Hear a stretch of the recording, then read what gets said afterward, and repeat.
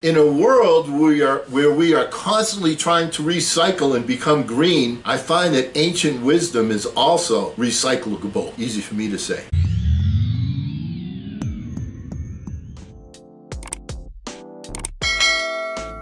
Hello again, everyone. I'm Eli's dad with Project Eli, where we educate, we lead, and we inspire.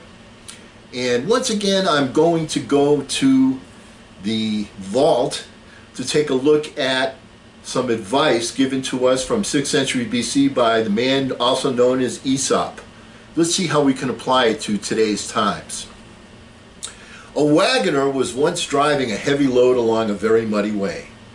At last, he came to a part of the road where the wheels sank halfway into the mire. And the more the horses pulled, the deeper sank the wheels.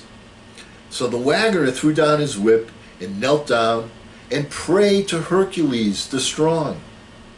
"O Hercules, help me in this my hour of distress," quoth he. But Hercules appeared to him and said, "Tut, man, don't sprawl there. Get up and put your shoulder to the wheel." Moral of the story: the gods help them that help themselves. Folks, we're in a position where we need to help ourselves. The numbers of this coronavirus are exploding. As of this filming, they were just under 100,000. I have my own personal, intuition that once the numbers reach over 100,000, that people will become more actively involved and pay more attention. Something about that number 100,000. But the point is, it's time for us to be vigilant and not be complacent, and we have certainly become complacent. So we need to get going and become vigilant, or we're going to find ourselves in this scenario for a long, long time. Long ago, the mice had a general council to consider what measures they could take to outwit their common enemy, the cat. Some said this and some said that, but at last the young mouse got up and said he had a proposal to make, which he thought would meet the case. "You will agree," said he, "that our chief danger consists in the sly and treacherous manner in which the enemy approaches us. Now, if we could receive some signal of her approach, we could easily escape from her. I venture, therefore, to propose that a small bell be procured and attached by a ribbon around the neck of the cat. By this means, we should always know when she was about and could easily retire while she was in the neighborhood."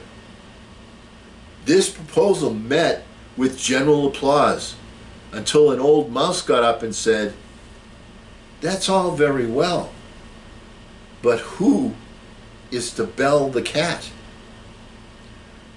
The mice looked at one another and nobody spoke.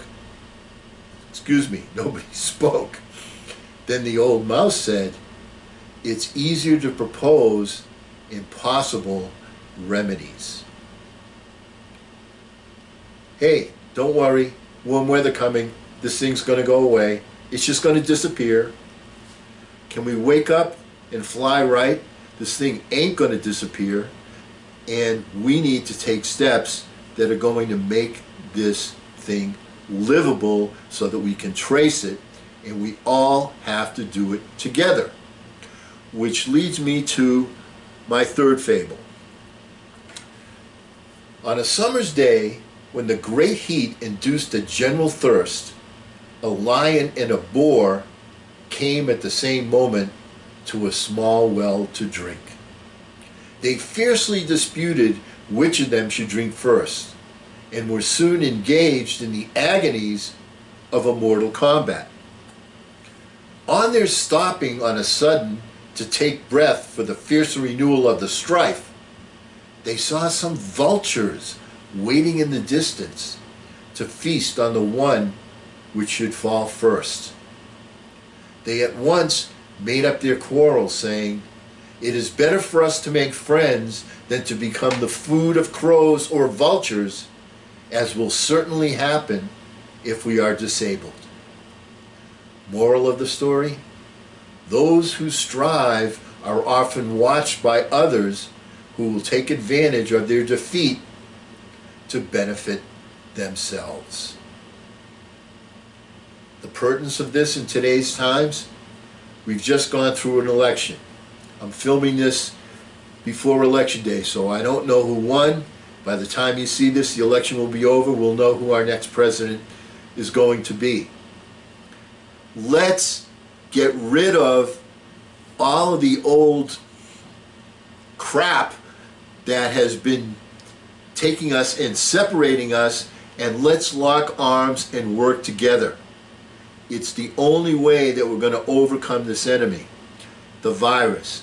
And if we continue to butt heads against each other, the virus is just going to sit there very patiently and take advantage of the fact that we cannot get together to fight this very common enemy.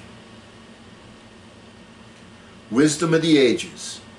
And because we'll never end a meeting on a philosophical note, let's get out there and charge! I'm Eli's dad.